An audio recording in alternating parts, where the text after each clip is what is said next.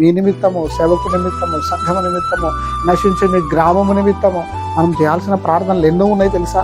ఒక 5-10 నిమిషాల ప్రార్థన, అర్ధగంట ప్రార్థన సరిపోదు. కానీ నేను అంటున్నా, ఒక హాఫ్ అన్ అవర్ అయినా మనం దేవునికి ఇస్తే ఎంత మేలో. ప్రతిరోజు ఇంట్లో చేయండి, ఇంట్లో మీ టైం మీరు పెట్టుకొని చేయండి.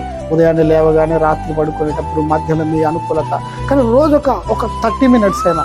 లేదు అస్సలే రాదయ్య గారు, మాకు ప్రార్థనే రాదంటే ఏం రాకపోయినా ఉత్తిగానే ఏం చెప్పవచ్చు, ఏం చేయొచ్చు ప్రార్థన అంటే మీరు అందరూ వస్తుంది ప్రార్థన నాకు తెలుసు. కానీ అసలు ఎవరికైనా రాకపోతే మీరు చెప్పడానికి, ప్రభువా నన్ను బట్టి వందనాలు, నా భర్తని బట్టి వందనాలు, నా పిల్లల్ని బట్టి వందనాలు, వాళ్ళ చదువుల్ని బట్టి వందనాలు, మా అయ్యగారిని బట్టి వందనాలు, అమ్మగారిని బట్టి వందనాలు, వాళ్ళ ప్రయాణాలని బట్టి వందనాలు, సండే స్కూల్ని బట్టి వందనాలు, ఆదివారం చర్చిని బట్టి వందనాలు, శనివారం జరిగే ఉపవాస కూడికని బట్టి వందనాలు, అదేంటి సూర్యాపేటలో ఉండే సంఘాన్ని బట్టి వందనాలు, అన్నారగూడెం సంఘాన్ని బట్టి వందనాలు, ఈ గ్రామ ప్రజల్ని బట్టి వందనాలు, మా ఇంటి పక్కన ఒక ఆమె బాగాలేదు ప్రభువా వందనాలు. ఇవి కూడా చెప్పలేము. ఏదో ఒక ముచ్చట చెప్పి వందనాలు, ఏదో ఒక ముచ్చట చెప్పి వందనాలు. అట్లా చెప్పినా మీరు చేసే మీ అవసరతలన్నీ ప్రార్థన చేసిన 1 గంట సరిపోదు అసలు. అవునా కదా? కనుక సమయం ఇవ్వండి. ఆ తర్వాత ఒక 3 విషయాలు లేదా 4 విషయాలు నేను జ్ఞాపకం చేస్తా.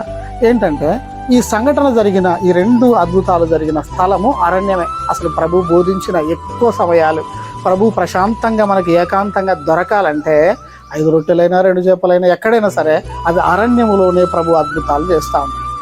అరణ్యంలోనే ప్రభు అద్భుతాలు చేయడంలో మీకేమైనా మతలబు కనపడ్డదా?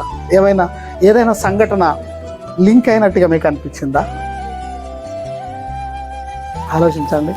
అరణ్యం అనగానే మీకు ఏమైనా గుర్తొచ్చిందా? గుర్తు రావాలి.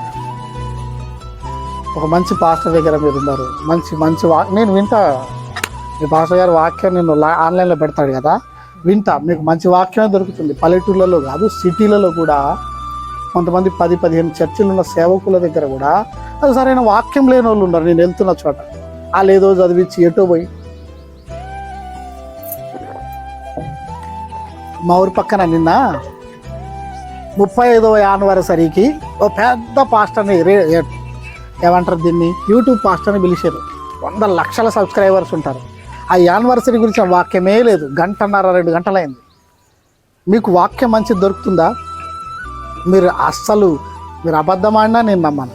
ఎందుకంటే మేమంతా ఒకటే చోట వాక్యాన్ని నేర్చుకుంటున్నాం, ఒకటే చోట వింటూ ఉన్నాం. ఎట్లా చెప్తాడో అంటే కొన్నిసార్లు అన్నం పెద్దగా కుండెడు మొత్తం పిసకపోయినా 2 మెతుకులు చాలు కదా. కాబట్టి మరి జాక్సన్ పాస్టర్ గారు మా చర్చిలో కూడా, మా చర్చ్ ఏం కాదు అదే, నేను పరిచయం చేస్తున్న చర్చిలో కూడా చాలాసార్లు వాక్యం చెప్పిండు కనుక నాకు తెలుసు. అమ్మ చాలా వందనాలమ్మ, చాలా. అది ఇంతసేపు మీరు ఎవరన్నా అనలేదు. అది అట్లాంటిది అందరికీ లేదు ఆ భాగ్యం. మీకు ఇచ్చిండు దేవుడు, దేవునికి స్తోత్రం. హల్లెలూయా.